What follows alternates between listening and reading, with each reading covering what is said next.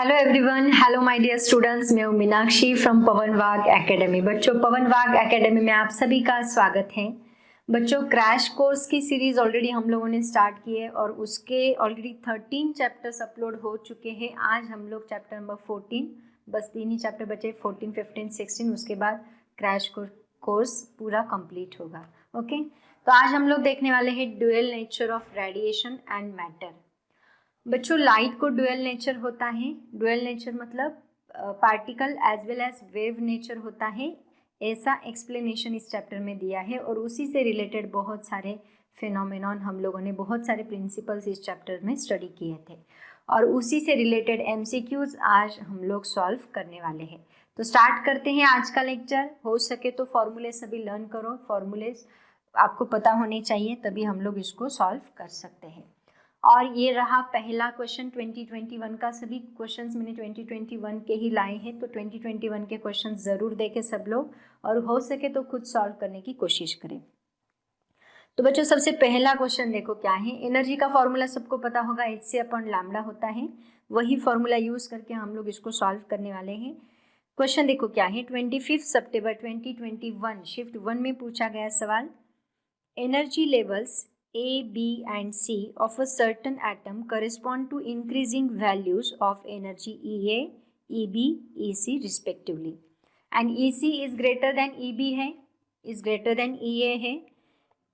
If λ1, λ2 and λ3 are the wavelengths of radiations corresponding to transition C to B, मतलब जब transition C to B होगा, इसका मतलब EC minus EB होगा, C to B transition होगा, तब हमें क्या वेवलेंथ मिलेगी, λ1। λ1 हम मतलब एनर्जी कितनी होती है, Hc/λ1, ऐसे हम लोग लिखते हैं, क्योंकि आपको पता होगा कि जब ट्रांजिशन होता है energy of photon according to Planck's hypothesis कितनी होती है, that is equal to h nu. And nu की जगह पे मैं अगर Hc/λ पुट करूँ तो मुझे ये एनर्जी मिलेगी। So this is the energy of photon, h into new. Okay, तो ये Hc/λ, ये फॉर्मूला हम लोग यहाँ पे यूज करने वाले हैं। ठीक है, तो देखो यहाँ पे मैंने जब ट्रांजिशन AC टू EB होगा, मतलब EC माइनस EB, वो कितना फोटॉन्स इमिट करेगा, Hc/λ1 जितना फोटॉन्स वो इमिट करेगा। उसके बाद आगे इंफॉर्मेशन क्या देके रखी है, wavelengths of radiation corresponding to transition C to B, B to A and C to A। तो B टू A के लिए, 1 मिनट, B टू A के लिए मतलब EB minus EA, B to A के लिए कितना ट्रांजिशन होगा, Hc/λ2 होगा। Okay, and C to A के लिए कितना होगा वो हमें निकालना है। 1 मिनट। अभी हम लोग क्या करते हैं, इन दोनों को, this is equation number 1 and this is equation number 2, इन दोनों को हम लोग ऐड करते हैं। मतलब क्या आएगा, देखो इक्वेशन 1 प्लस 2, इन दोनों को मैंने ऐड किया तो मुझे क्या मिलेगा, देखो इक्वेशन 1 प्लस 2 किया, EC माइनस EB प्लस यहाँ पे EB minus EA is equal to क्या मिलेगा मुझे, Hc/λ1 माइनस Hc/λ2, ये मुझे मिलेगा। ठीक है, तो इसमें से देखो EB प्लस माइनस ये कैंसिल होगा और मुझे मिलता है EC minus EA is equal to क्या है, Hc दोनों में से कॉमन निकालू तो यहाँ पे आएगा 1/λ1 माइनस 1/λ2। तो बच्चों यहाँ पे EC माइनस EA के लिए C टू A ट्रांजिशन कितना रहेगा, दैट इज λ3, मतलब Hc/λ3 इज इक्वल टू कितना होगा, Hc इंटू इसका क्रॉस मल्टीप्लीकेशन करो, कितना आएगा, 1 मिनट, हाँ इसको ऐड किया था ना हमने, यस ऐड किया है, तो इसको मैं प्लस करना पड़ेगा मुझे। तो इन दोनों का क्रॉस मल्टीप्लीकेशन किया तो क्या मिलेगा, λ2 plus λ1 divide by λ1 into λ2। Okay, तो यहाँ Hc कैंसिल होता है एंड 1/λ3 मुझे क्या मिलता है, 1 मिनट इधर लिखो, 1/λ3 मुझे मिलता है, 1/λ3 is equal to λ1 plus λ2 divide by λ1 into λ2। तो इसका अगर रेसिप्रोकल लिया तो क्या मिलेगा, λ3 is equal to λ1 λ2 divide by λ1 plus λ2। तो λ3 की वैल्यू क्या मिली, λ1 इंटू λ2 डिवाइड बाय λ1 प्लस λ2, जो कि हमारा ऑप्शन नंबर सी यहाँ पे करेक्ट है। तो बहुत सिंपल क्वेश्चन था बच्चों, ज़रूर इसका स्क्रीनशॉट निकालें और हो सके तो हर एक क्वेश्चन पहले सॉल्व करने की कोशिश करें। ओके, देखते हैं नेक्स्ट क्वेश्चन क्या है। ये था हमारा पहला क्वेश्चन आज का इस चैप्टर का। उसके बाद नेक्स्ट क्वेश्चन देखो क्या है। Next question screen play display किया है, सब लोग सॉल्व करने की कोशिश करें। देखो आपको आ रहा है कि नहीं। क्वेश्चन देखो क्या है, मैं पढ़ने जा रही हूँ और मैं सॉल्व करके देती हूँ। अगर पॉज करके खुद सॉल्व कर सकते हो तो करो। 25 सितंबर का क्वेश्चन था, शिफ्ट 1 का 2021। क्वेश्चन देखो क्या है। The photo electric threshold wavelength for silver is lambda 0। Threshold wavelength पता है, मतलब जो मिनिमम वेवलेंथ को इमिशन ऑफ लाइट स्टार्ट होता है उसको हम लोग बोलते हैं threshold wavelength. For silver is lambda 0। What is the energy of the electron ejected from the surface of silver by an incident photon of wavelength lambda, where lambda is less than lambda 0? मतलब kinetic energy का formula हमें यहाँ पे derive करना है।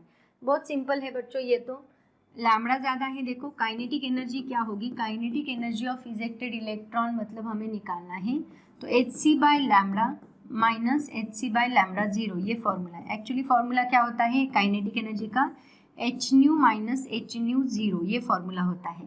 तो new की जगह पे हम लोग क्या पुट करेंगे, C divide by lambda minus H C divide by lambda 0। C तो दोनों के लिए सेम रहेगा, दोनों में से एच सी कॉमन निकालो, क्या आएगा। बहुत सिंपल सवाल है ये। एच सी अगर मैंने कॉमन निकाला तो ब्रैकेट में आएगा 1 upon lambda minus 1 upon lambda 0।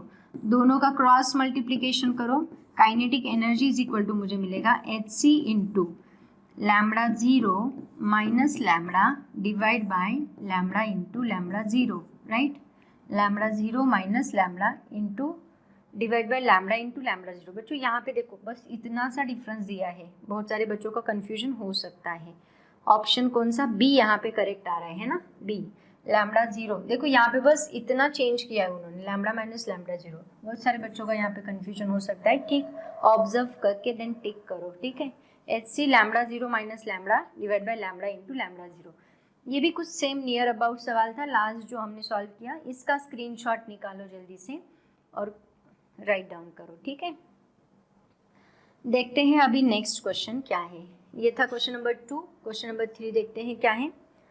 Question देखो क्या है, 26 सितंबर का पूछा गया सवाल 2021 का। The wavelength lambda E of an electron and lambda P of a photon of same energy E are related. Kinetic energy of electron क्या होती है बच्चों, यहाँ पे kinetic energy of electron and kinetic energy of photon दोनों को use करके हमें ये रिलेशन डिफाइन करना है। तो काइनेटिक एनर्जी ऑफ इलेक्ट्रॉन क्या होती है बच्चों, काइनेटिक एनर्जी ऑफ इलेक्ट्रॉन हम लोग कैसे निकालते हैं, हाफ mv², और उसी को हम लोग कैसे लिखते हैं, p² divide by 2m, right.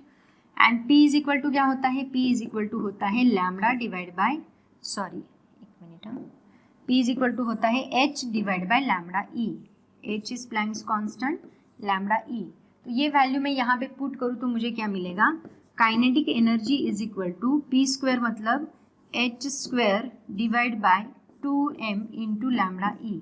Okay, ये मुझे मिली kinetic energy, h² divide by, ये किसकी काइनेटिक एनर्जी है, इलेक्ट्रॉन की, kinetic energy of electron. Okay, similarly kinetic energy of photon क्या होती है, काइनेटिक एनर्जी ऑफ फोटॉन का फॉर्मूला क्या होता है, हमें दोनों का रिलेशन बताना है, wavelength of photon and wavelength of electron. Photon का फॉर्मूला होता है hc divide by lambda p।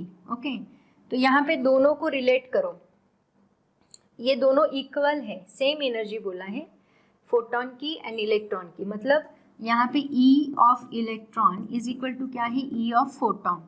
तो दोनों को इक्वेट करो, क्या मिलता है देखो, h² divide by 2m into lambda E is equal to क्या है, hc divide by lambda p। Okay, इन दोनों को इक्वेट किया, हमें रिलेशन बताना है, लैम्बडा स्क्वायर है यहाँ पे, सॉरी लैम्बडा E का स्क्वायर आएगा ना, क्योंकि h divide by lambda E मैंने पुट किया तो p² है तो दोनों का स्क्वायर आएगा, तो दोनों का स्क्वायर किया। तो यहाँ पे मैं क्या करती हूँ, लैम्बडा p को इधर शिफ्ट करती हूँ, लैम्बडा p को मैंने इधर शिफ्ट किया, डिवाइड बाई लैम्बडा E का स्क्वायर बनेगा। यहाँ पे hc एज इट इज़ रहेगा, h² डिवाइड बाय, यहाँ इस साइड आके h² डिवाइड होगा, 2m ही ऊपर शिफ्ट होगा मतलब इंटू 2m बनेगा। तो यहाँ पे एक h जो है वो कैंसिल होगा एंड रिलेशन क्या मिलता है, lambda p divide by lambda E square is equal to 2mc divide by h।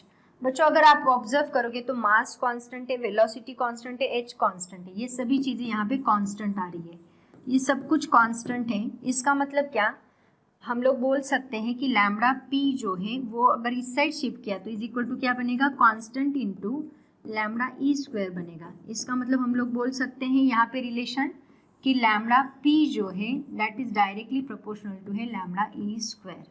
Lambda p is directly proportional to lambda E square which is option C. Okay, जल्दी से इसका screenshot निकालो। ये थोड़ा सा अलग सवाल था, लेकिन अगर आपको ये सब पता है, काइनेटिक एनर्जी, इलेक्ट्रॉन कैसे निकालते हैं, फोटॉन्स कैसे निकालते हैं, ये अगर आपको आता है तो आप इजीली इसको सॉल्व कर सकते हैं। देखते हैं नेक्स्ट क्वेश्चन। ये तो बहुत ही आसान क्वेश्चन था बच्चों, थ्योरेटिकल टाइप क्वेश्चन था। और कब पूछा गया है क्वेश्चन, 22 सितंबर 2021 में पूछा गया सवाल था। क्वेश्चन देखो क्या है, when a photon enters glass from air, है ना, ये ग्लास है, यहाँ एयर से फोटोन यहाँ ग्लास के अंदर एंटर हो रहा है, मतलब लाइट एंटर हो रहा है इसके अंदर। तो बच्चों आपको पता होगा जब लाइट एक मीडियम से दूसरे मीडियम में ट्रैवल करता है तो बस उसकी एक ही चीज़ कांस्टेंट होती है, वो कौन सी, फ्रीक्वेंसी, है ना। फ्रीक्वेंसी कांस्टेंट रहेगी लेकिन उसकी वेलोसिटी जो है वो चेंज होगी। अगर वेलोसिटी चेंज होगी तो ऑब्वियसली वेवलेंथ भी चेंज होगी, राइट, मोमेंटम चेंज होगा, बस उसका फ्रीक्वेंसी जो है वो कांस्टेंट होता है। तो यहाँ पे हम लोग बोल सकते हैं कि ये फ्रीक्वेंसी कांस्टेंट है। एंड अभी मैंने आपको फर्स्ट क्वेश्चन में ही बताया ई का फॉर्मूला क्या होता है, h इंटू न्यू। न्यू मतलब यहाँ पे फ्रीक्वेंसी का है, h तो कांस्टेंट है ही, न्यू कांस्टेंट है, इसका मतलब यहाँ पे ये एनर्जी क्या रहेगी, कांस्टेंट रहेगी।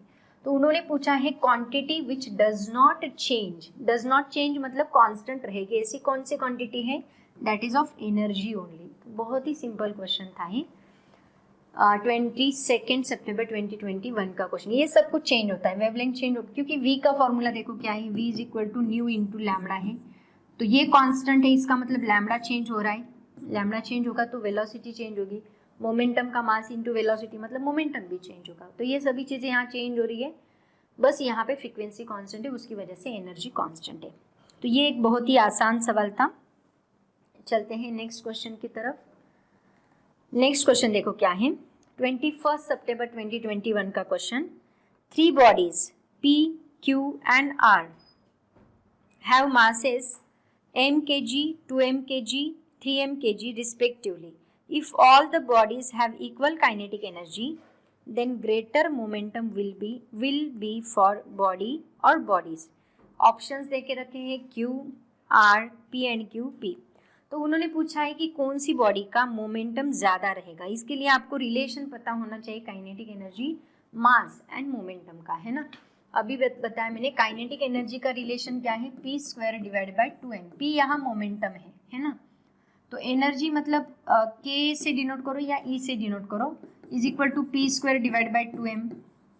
m मतलब मास है, तो P square is equal to क्या बनेगा, that is equal to 2mk। तो P इज इक्वल टू मुझे मिलेगा अंडर रूट ऑफ 2mk। तो बच्चों यहाँ मास चेंज हो रहा है ना, तो जो बॉडी का मास ज़्यादा होगा उस बॉडी का मोमेंटम भी ज़्यादा होगा। इससे पता चल रहा है P is directly proportional to root m है। तो अगर मास ज़्यादा तो मोमेंटम ज़्यादा। तो देखो P का मास कितना है m, Q का मास कितना है 2m एंड R का मास कितना है 3m। तो यहाँ पे 3m सबसे ज़्यादा है, इसका मतलब हम लोग बोल सकते हैं कि R का मोमेंटम सबसे ज़्यादा रहेगा, which is option B. R का मोमेंटम सबसे ज़्यादा रहेगा। ओके, ऐसे हम लोग इसको सॉल्व कर सकते हैं। 21 सितंबर 2021 का क्वेश्चन है ये। चलते हैं नेक्स्ट क्वेश्चन की तरफ। उसके बाद देखो नेक्स्ट क्वेश्चन 21 सितंबर 2021 का और एक दूसरा सवाल था। क्वेश्चन क्या है, on a photosensitive surface, if the intensity of incident radiation is increased, the stopping potential first increases and then decreases, decreases, remains unchanged। बच्चों स्टॉपिंग पोटेंशियल जो है वो काइनेटिक एनर्जी पे डिपेंड करता है। काइनेटिक एनर्जी का फॉर्मूला क्या है, kinetic energy is equal to H nu minus V zero यहाँ स्टॉपिंग पोटेंशियल है। तो ये स्टॉपिंग पोटेंशियल किसके ऊपर डिपेंड कर रहा है? काइनेटिक एनर्जी के ऊपर।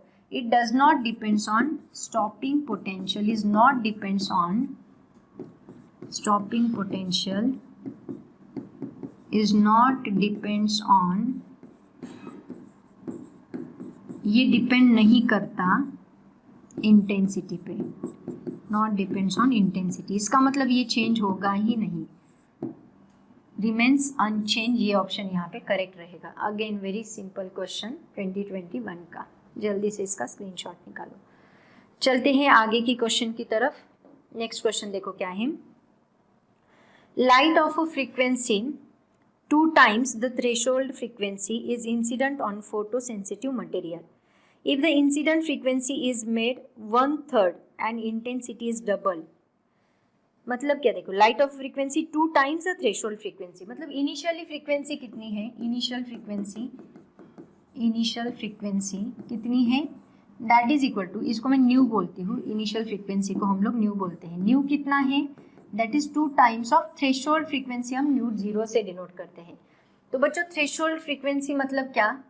मान लो यहाँ पे कोई फोटो सेंसिटिव मटेरियल है, तो जब हम इसके ऊपर लाइट फॉल करते हैं तो इसमें से इलेक्ट्रॉन्स बाहर निकलते हैं। आपको पता होगा फोटो इलेक्ट्रिक इफेक्ट। तो इसमें से इलेक्ट्रॉन्स बाहर निकलते हैं, इलेक्ट्रॉन्स का इमिशन स्टार्ट होता है। तो जब हम लाइट इसके ऊपर फॉल करते हैं, when we fall the light on this photo sensitive material, then electrons get emitted from it. Okay, तो ये लाइट की फ्रीक्वेंसी जो है वो थ्रेशोल्ड फ्रीक्वेंसी से ग्रेटर होनी चाहिए, तभी यहाँ पे emission of electron takes place, तभी यहाँ पे इलेक्ट्रॉन का इमिशन हो सकता है। तो ये that should be, this is the condition. Okay, ये अगर आपको डिटेल में पता होगा, थियोरी में ये सब कुछ दिया है, आपको पता होना चाहिए। तो ये 2/0 दिया है, तो अभी उन्होंने क्या बोला कि उसको इंसिडेंट फ्रीक्वेंसी को हमने 1/3 कर दिया। मतलब क्या कि जो इनिशियली थी वो फाइनल अभी कितनी हो गई है? देखो, फाइनल फ्रीक्वेंसी अभी हो गई है दैट इज न्यू डैश, वो कितनी हो गई है? 2/0 डिवाइड बाई 3, मतलब 1/3 हो गई इनिशियल के, मतलब कम हो गई। ये कम हो गई, इसका मतलब लेस हो गई। Now new dash is less than new 0, threshold frequency से कम हो गई, इसका मतलब इमिशन होगा ही नहीं, इलेक्ट्रॉन्स इमिट नहीं हो सकते। इलेक्ट्रॉन्स का इमिशन तभी पॉसिबल है जब थ्रेशोल्ड फ्रीक्वेंसी से इंसिडेंट फ्रीक्वेंसी ग्रेटर होगी। तो यहाँ पे होगा ही नहीं, इसका मतलब फोटो करंट क्या रहेगा? That is 0। फोटो करंट ही पास नहीं होगा। अगर इलेक्ट्रॉन्स निकलेंगे ही नहीं तो फ्लो कैसे होंगे? तो फोटो करंट यहाँ पे क्या रहेगा? 0 होगा, बिकम्स 0। तो ऑप्शन सी जो है वो यहाँ पे उन्होंने भी 0 दे के रखा है। 21 सितंबर 2021 का क्वेश्चन है ये भी, और बहुत ही सिंपल क्वेश्चन था। स्क्रीनशॉट निकालो चाहे तो। नेक्स्ट क्वेश्चन की तरफ चलते हैं। ये क्वेश्चन देखो, यहाँ पे ना इस क्वेश्चन के लिए उन्होंने एक ग्राफ भी दे के रखा था, बताती हूँ क्वेश्चन क्या है। देखो, क्वेश्चन का ग्राफ कुछ ऐसे था, पोटेंशियल एनर्जी वर्सेस, एक minute let me check, potential energy versus X, ये एक्स है, ये पोटेंशियल एनर्जी यू है, और यहाँ पे एनर्जी ऐसे ग्राफ दे के रखा था 0 to, ये 0, 0 to 1, और ये एनर्जी ई दे के रखी थी, है ना, ऐसा ग्राफ दिया था। और पूछा क्या है, देखो क्वेश्चन पढ़ने जा रही हूँ मैं अभी। The potential energy you of a moving particle of mass m varies with x axis as shown in figure। x axis से वैरी हो रहा है वो potential energy. The de Broglie wavelength और the particle in the region, actually ये second next chapter जो है उससे भी रिलेट करता है थोड़ा बहुत ये question. D Broglie wavelength actually next chapter में, स्ट्रक्चर ऑफ एटम में, लेकिन मैंने ये क्वेश्चन यहाँ पे इंक्लूड किया है क्योंकि यहाँ पे काइनेटिक एनर्जी का इंक्लूजन हमें करना था, मोमेंटम भी यूज़ करना था, तो इसलिए मैंने यहाँ पे इस क्वेश्चन को इंक्लूड किया। डी ब्रॉगली वेवलेंथ का फॉर्मूला क्या होता है? Lambda is equal to H upon P होता है, आपको पता होना चाहिए। Lambda is equal to H upon P, ये फॉर्मूला हम लोग यहाँ पे यूज़ करेंगे। और the particle in the region 0 is less than और equal to x is less than और equal to 1 and x is greater than 1। मतलब देखो ये रीजन जो है ये कौन सा है? 0 इज लेस देन और equal to x is less than और इक्वल टू 1, ये रीजन। और ये रीजन कौन सा है? यहाँ तक का रीजन ये है, यहाँ से यहाँ तक का। और इसके आगे का जो रीजन है वो क्या है, x इज ग्रेटर देन 1 वाला रीजन है। ऐसे दो रीजन है यहाँ पे, आर λ1 एंड λ2 रिस्पेक्टिवली। मतलब इसका λ1 दे के रखा है, इसका λ2 दे के रखा है। If the total energy of the particle is n into E, total energy यहाँ पे कितनी दी है, n इंटू ई दी है, then the ratio of λ1 upon λ2 क्या आएगा, ये उन्होंने पूछा है। तो बच्चों P का फॉर्मूला अभी हमने देखा क्या होता है, P काइनेटिक एनर्जी का फॉर्मूला क्या मैंने बताया था आपको, kinetic energy is equal to क्या होता है, पी स्क्वायर डिवाइड बाय 2m। क्यों, क्योंकि मुझे P यहाँ पे लगने वाला है इसलिए मैं यहाँ पे सॉल्व कर रही हूँ। तो ये P square is equal to क्या आएगा, P is equal to √2mk। तो पहले तो हमें काइनेटिक एनर्जी निकालनी होगी। बच्चों टोटल एनर्जी का फॉर्मूला क्या होता है, total energy is equal to होता है kinetic energy plus potential energy. मुझे काइनेटिक एनर्जी चाहिए तो मैं क्या करूंगी, kinetic energy is equal to लिखूंगी total energy minus potential energy. तो यहाँ पे इन्होंने क्या बोला है कि 0 to 1 में इस रीजन के लिए देखो, फॉर 0 इज लेस देन और equal to x is less than और इक्वल टू 1 के लिए kinetic energy is equal to क्या है, टोटल एनर्जी। टोटल एनर्जी कितनी है, n into E minus potential energy. इस रीजन के लिए पोटेंशियल एनर्जी कितनी दी है, E जितनी दी है, तो मैं यहाँ पे लिखती हूँ E। Okay simple. इसका मतलब kinetic energy K is equal to क्या मिलेगा, n-1, E को मैंने कॉमन निकाला तो n-1 इंटू ई मिलेगा। ठीक है, तो काइनेटिक एनर्जी यहाँ पे P1 पुट कर दो। पहले हम लोग λ1 निकालते हैं, λ1 इज इक्वल टू क्या आएगा, h divide by P1।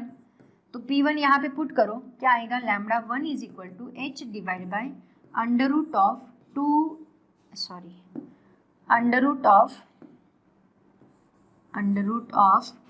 2m, k कितना है, n-1 इंटू ई। ओके, ये मुझे k का वैल्यू मिला। ऐसे ही अभी सेकेंड के लिए यहाँ पे देखो, यहाँ पे x ग्रेटर देन 1 के लिए तो 0 है, पोटेंशियल एनर्जी है ही नहीं, मतलब total energy is equal to, ये पोटेंशियल एनर्जी पूरी 0 है। For x is greater than 1 के लिए पोटेंशियल एनर्जी टोटल 0 है, मतलब kinetic energy is equal to क्या आएगी, only total energy. Total energy कितनी है, n इंटू ई। मतलब यहाँ λ2 मुझे क्या मिलेगा, λ2 is equal to h divide by under root of 2mn into E. Okay, ये मुझे मिलेगा। अब मुझे लेना क्या है, दोनों का रेशो, λ1 डिवाइड बाई λ2 मुझे करना है ना, ये λ1 divide by λ2 ratio. λ1 upon λ2 is equal to क्या होगा, देखो h divide by under root of 2mn-1 into E. Okay, divide by h divide by under root of 2mn into E. तो बच्चों h कैंसिल हो रहा है, 2 कैंसिल हो रहा है, mm कैंसिल हो रहा है, ई कैंसिल हो रहा है, रूट n ऊपर जाएगा क्योंकि डिवाइड बाय टर्म्स है। λ1 बची क्या, देखो टर्म्स, यहाँ पे क्या बचता है, 1 अपॉन रूट टू कैंसिल हो गया, n-1 यहाँ पे बस खाली, और ये डिवाइड बाय है मतलब यहाँ रूट n ऊपर जाएगा, डिवाइड बाय n होगा। तो अगर मैं इसको कंबाइन करूँ तो मुझे कुछ ऐसा रिलेशन मिलेगा, n डिवाइड बाय n-1। तो ऑप्शन कौन सा करेक्ट है, n डिवाइड बाय n-1, मतलब ऑप्शन सी यहाँ पे करेक्ट है। ये ऐसा सवाल था बच्चों, इसका स्क्रीनशॉट ज़रूर निकालें।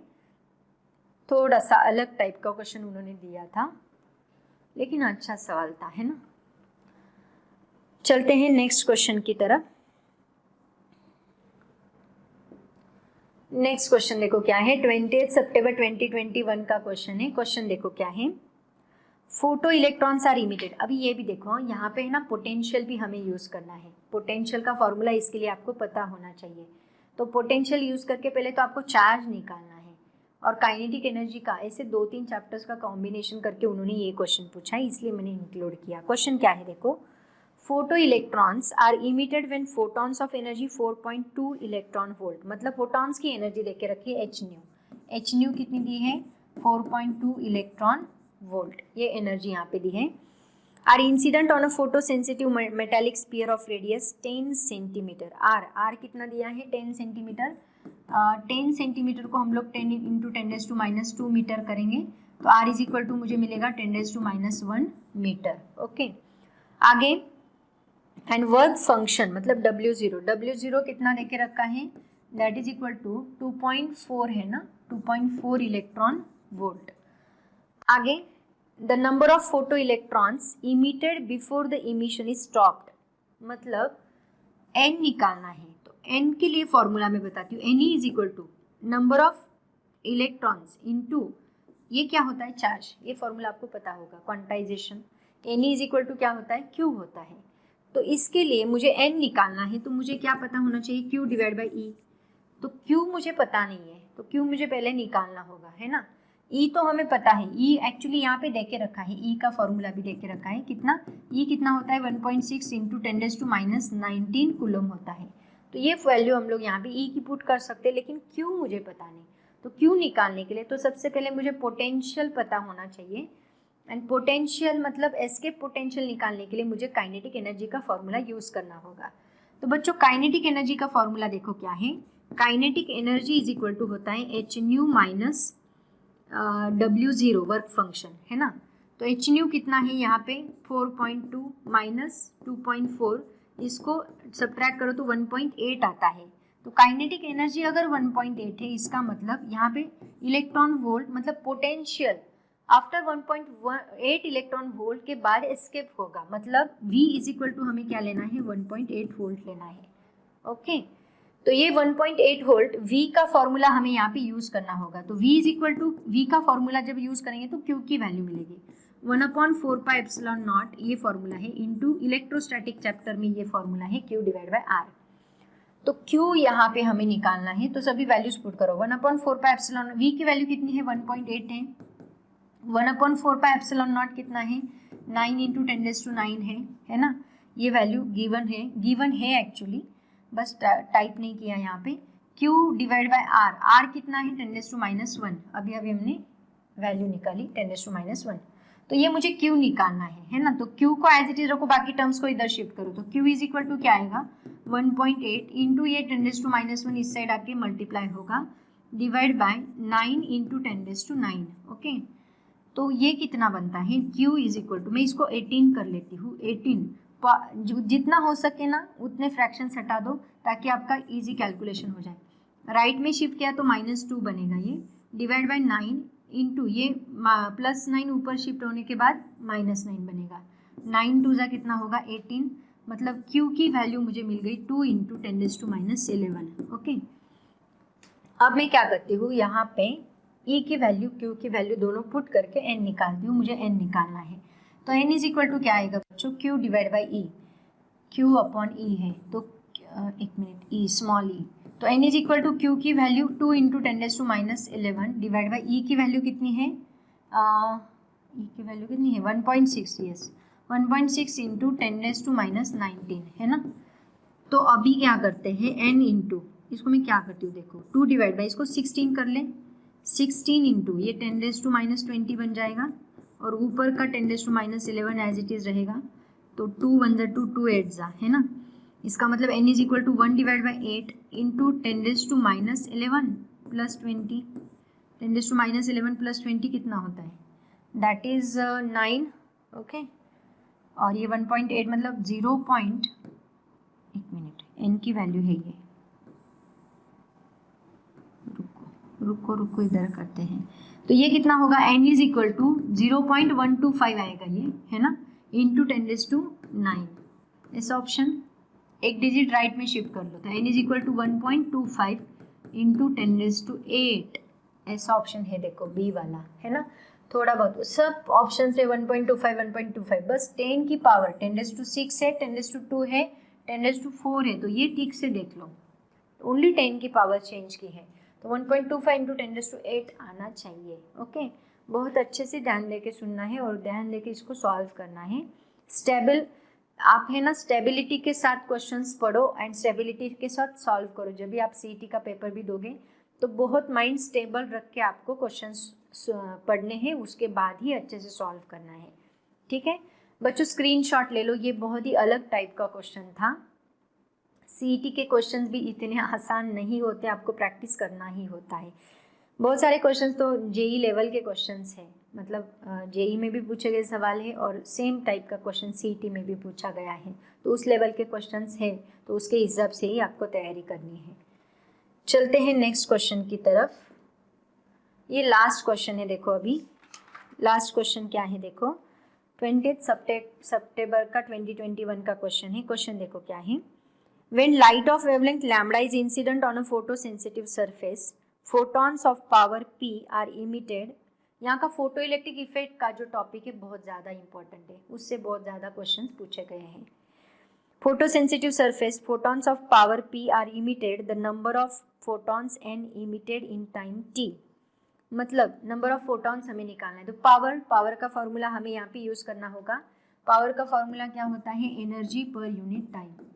Power is equal to energy per unit time. Okay, तो यहाँ पे एनर्जी मतलब क्या? H nu. Number of photons के लिए निकालना है तो एन इंटू एच न्यू आएगा, divide by time T. Number of photons मतलब एन की वैल्यू निकालनी है, सभी वैल्यूज इधर शिफ्ट कर दो। H nu C upon lambda के फॉर्म में दिख रहे हैं सभी ऑप्शंस, तो मैं यहाँ पे लिखती हूँ N into H C divide by lambda into T. तो एन निकालना है तो एन इज इक्वल टू क्या बनेगा? ये lambda into T, P into lambda T बनेगा। इससे जाके पी को मल्टीप्लाई होगा, divide by H into C मिलेगा, H into C, P into lambda T divide by H into C, which is option C. यहाँ पे हमें करेक्ट मिल रहा है। बच्चों जल्दी से इसका स्क्रीनशॉट निकालो। ये भी एक आसान सवाल था 20 सितंबर का। तो बच्चों ऐसे डुअल नेचर के मैंने 2021 के क्वेश्चंस लिए हैं। होप सो आपको समझ में आया होगा। अगर कुछ समझ में ना आए तो कमेंट सेक्शन में वैसे कमेंट ज़रूर करें, और एक लाइक तो बनता है। अगर आपको वीडियो अच्छा लग रहा है, आपके लिए बहुत मेहनत ले रही हूँ मैं, 2021 के सभी क्वेश्चंस निकाल के उसको सॉल्व करके अपलोड कर रही हूँ। तो अगर अच्छा लगता है तो वीडियो लाइक ज़रूर करें, चैनल को सब्सक्राइब करें, और MHT CET एग्ज़ाम के लिए आपको all the very best. Thank you so much and bye bye.